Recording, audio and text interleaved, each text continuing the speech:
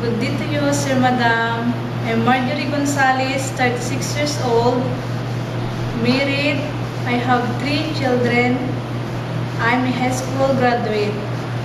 About my working experience, I work as domestic helper here in Philippines. About my duties and responsibilities, I washing clothes, ironing, marketing, and taking care of a child. Good day to you, Miss Marjorie. How are you today? I'm fine, Sir Madam. What are the advantages of the employer if they will hire you?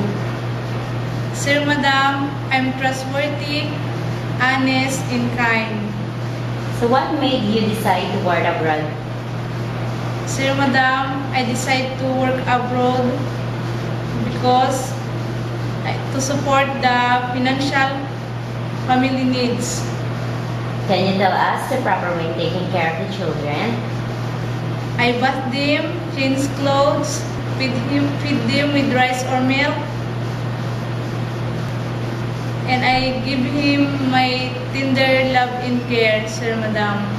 So what if you committed a mistake and the employer calls you? What will you do? Sir Madam, I ask pardon and I say sorry, I will not do it again. What is your last message to your future employer if they will hire you? Sir Madam, please choose me because I need this job for my family needs. And I promise that I do all my duties and responsibilities. And I promise that I will finish my 2 years contract.